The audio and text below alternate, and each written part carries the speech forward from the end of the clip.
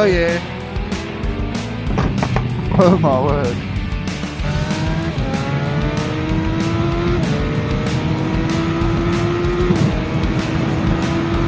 Oh no. Oh no. This video is brought to you by Dewet&bikes. If you like what you see, pay us a visit and view our beautiful stock available. What's up homies, and welcome back to the channel. Today boys, we have got a 2016 Suzuki GSX-R1000, and for those of you wondering, this bike is selling for about 160,000. Obviously we're going to do a little bit of a different review today.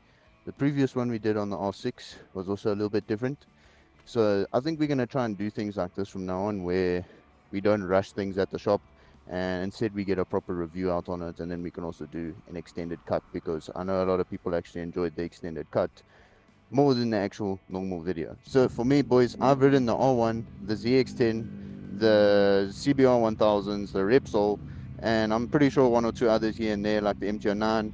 Hey Mr. Ling, no, get away, I'm not blurring your face. Get away, get away, get away. So what I want to know is, how does this fare up against them? Now, I have ridden this bike from the shop to where we are obviously now, so it's not 100% raw reaction. We'll get onto the modifications a little bit later, but first of all, we do have an SC Pro. I must say, this is a very, very nice bike. As you can see, we've got some nice carbon accents over there, some nice little finer details with the golden bolts. Okay. Something weird about the Gixxers and also the Yamahas, you have to like tilt the key in a specific direction to be able to turn it. With like the MT-07s, I will sit there for a good 5 minutes trying to turn the key. We do have a very nice SC project on the bike, and this thing is tuned. I'm pretty sure it has to be tuned, and you'll see what I'm talking about.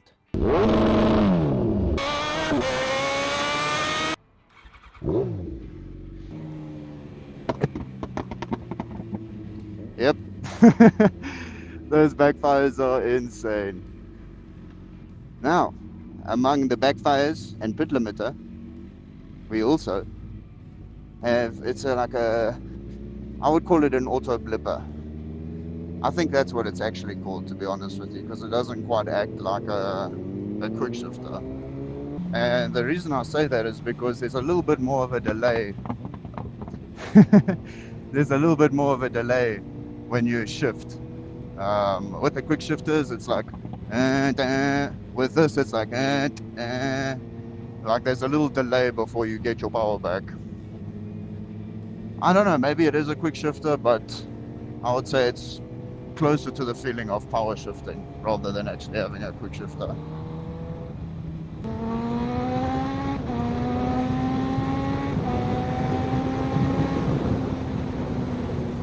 As I was saying, it's definitely a little bit heavier, maybe not as much as the R1. So I would say the R1's at the top, then this, then probably it's a close one between the ZX-10 and the CBR1000s. Okay, we are most definitely going to open her up here. That sounds a little bit derogatory. Oh, there's a police. Hello, Mr. Police.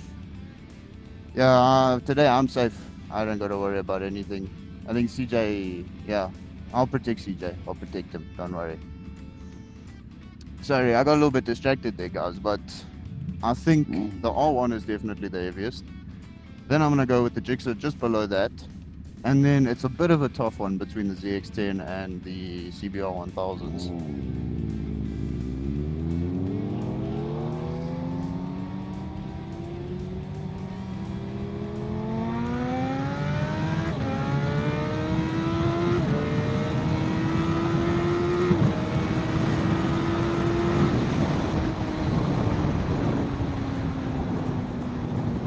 So you will see the FR light is on. Now, I am aware of that. However, it is an issue that has been resolved or didn't exist in the first place. And we just haven't cleared the code yet. So yeah, don't worry about that. There's nothing wrong with the bike. It's just a matter of a code not being removed. Oh yeah. So far it definitely hits a little bit harder than the R1 does, especially in the low revs. Otherwise it feels very similar to the CBRs. Just a little bit heavier, but also more seated, or more well seated, should I say.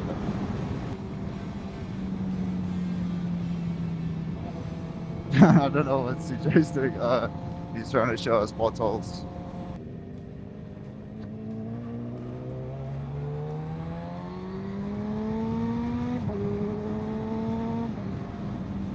I don't know if the mic is gonna do the sound of this bike justice. It sounds absolutely awesome. Oop.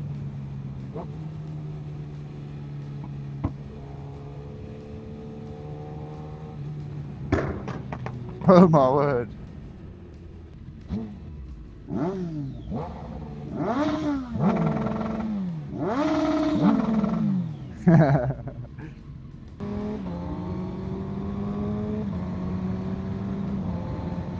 Oh, but you see now the quick shifter feels, oh, I don't know what it is. I'm just gonna call it a quick shifter.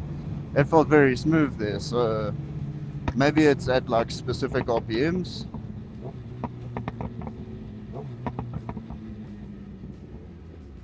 This is a very nice part of the road.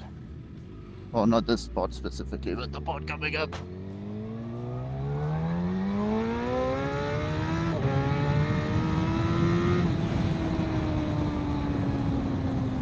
It's very quick. I'm not gonna lie to you guys. It is very, very quick.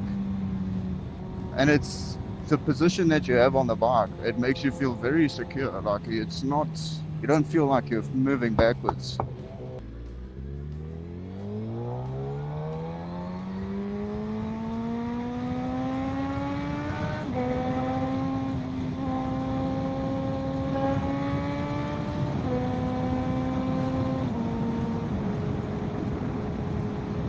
Lots of cops. Lots of cops. I hope the boys get through there. Oh no. Oh no. Oh no. Oh. Oh, fun fact, right? If you ever found neutral while you're moving, okay, and you try and shift into second or first or whatever, and you don't have pressure on the throttle or you don't have your revs up, your bike is going to start grinding gears. If you just put a little bit of pressure on the throttle there, like I did, it'll just click into gear. It won't grind or do anything like that.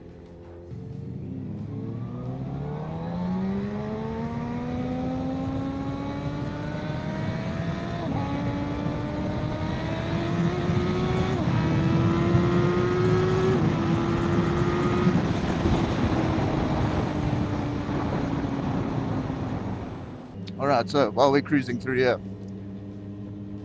comfort. I'm going to start with that because I've been on it for a little while now. The only place that feels a little bit uncomfortable is like almost where my inseam is. And that's a problem that I kind of have regularly, but anyways, that's besides the point. So it's more of a case of, it's a very, it's a comfortable sport bike. Let's just say that. You know, it's obviously not as comfortable as the likes of an Africa Twin or, you know, the naked bikes, but it's a comfortable sport bike. Now, with that being said, if you want to go and use this as a commuter and have a backpack on, it does hurt your neck a little bit. So I wouldn't say it's a great commuter bike, obviously not. It's a 1000cc bike. However, you know, it's still pretty comfortable for a sport bike, as I said. So in terms of sport bikes, not comfort in terms of, you know, all bikes, I would give it a solid 8 out of 10. You know, my neck isn't sore, my wrists aren't sore, my lower back, upper back, nothing is sore. So that's a huge pro if you ask me. You know, whenever people say they don't want sport bikes, it's always like, oh, you know, my back gets sore, no. And oh, there's even go-karts. Lovely. And with this, you've got no excuse. It's comfortable. It's very comfortable, actually. Where did these motherfuckers go now? CJ. Oh, there they are. Okay, well, anyways, boys, that's there you have it for your comfort. I'm very confident with that answer. I've been thinking about it a little bit, and yeah, we're gonna get on to looks, when we are back at Loftus. But I will talk about the acceleration and maneuverability, and a little bit more about the bike once we are finished. Shut up. Once we are finished with sorry, TJ, it was a little bit rude. Once we are finished with the Swartkorps track day, we will talk about the acceleration, maneuverability, and a few other things. So yeah, boys, I hope you enjoy the rest of the video. I've had a great time with it so far. It's been an absolute pleasure to ride. Alright, what's up, Burmies? So we are fully embracing the jigsaw riding today by squidding.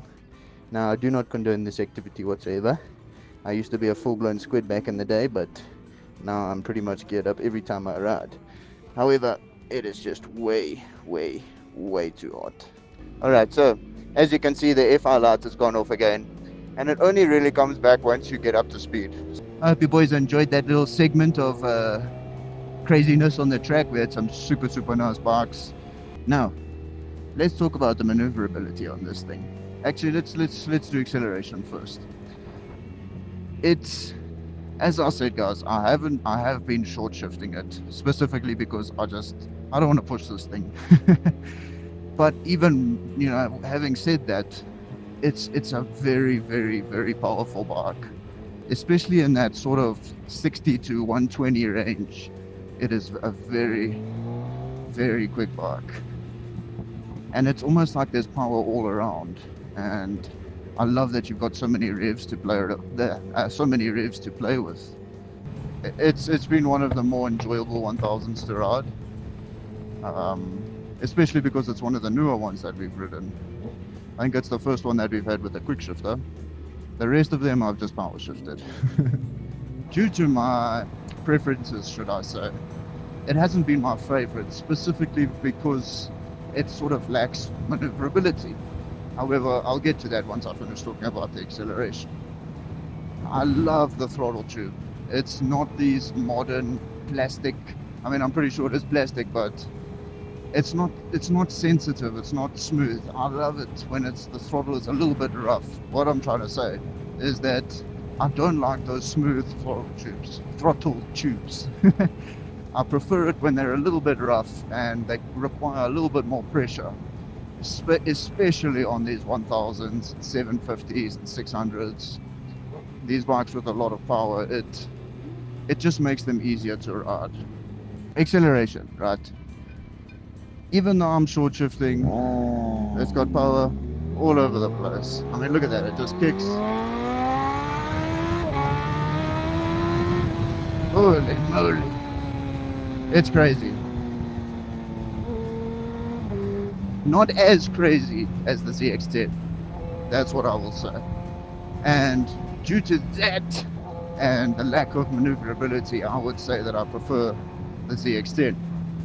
Now, even though I prefer the ZX-10, this has got a very nice power curve. I'll chuck up a picture of what a normal power curve looks like on a bike like this. Now, due to my opinions on 1000cc bikes, I do have to say that it is a little bit too much sauce for the roads. However, I feel like it's very close to being the perfect amount for the roads. You know what I'm saying? That's why I said that 750 was the perfect, perfect sport bike for the roads. Because it's crazy fast, but you can also use a lot of that power that's actually there. It's not like these 1000cc bikes where you come nowhere near using them for their full potential, Acceleration. I need to actually give you guys a final answer on this. Because I'm short shifting, I'm going to give it a solid 7.9. But now, if I wasn't short shifting, I'm pretty sure it would end up being closer to a 9. For sure. For sure. I'm not too sure what I gave the ZX-10, probably somewhere around a 9. But that bike, I actually rode it properly. Now, I know you may be thinking to yourself, that's a very low rating for a GSX-R1000, and I know, but just remember that I am short shifting, so I don't want to give you guys a proper rating, and it's just more of like a what I experienced, should I say. It's not an accurate representation, because as I said, if I was riding this thing properly, just from what I've experienced, I think it would be a little bit faster, if not very similar to the ZX-10 that I rode.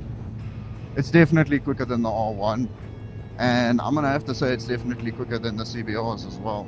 The power hits earlier, and it's more consistent. With the CBRs, yeah, they hit pretty hard, but this hits earlier. So I think because of that, this would most likely take on a CBR. I mean, nowadays, most of the street racing bikes you'll see are either Gixxers or S1000s. So, maneuverability, this is the bike's downfall, major downfall. You can feel that it's almost a straight line bike. Now, maybe that's also another reason why they use them for drag racing, but it's a very heavy bike. And as you saw on track, I don't think we saw a single GSX-R1000, maybe one. Otherwise, it was R1s, ZX-10s, BMWs, not many Gixxers. Now, I don't know. Maybe they are pretty nice on track. I was thinking to myself around that corner that it would be nice to take one of these on track. However, I'm not actually sure.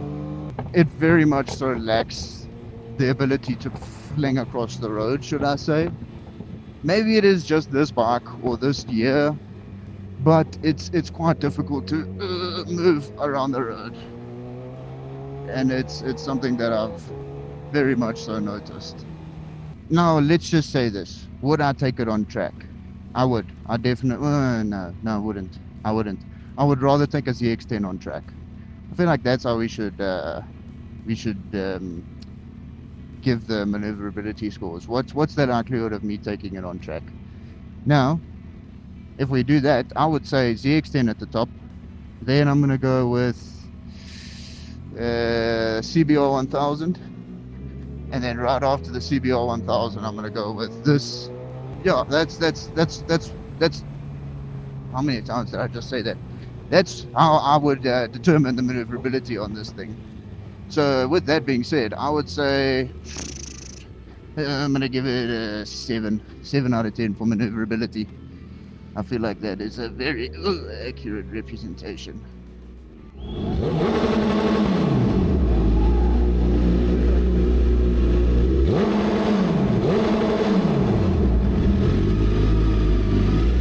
Alrighty, so guys, all in all, I would say that it is a very well-rounded bike. However, in terms of maneuverability, it's a little bit of a letdown.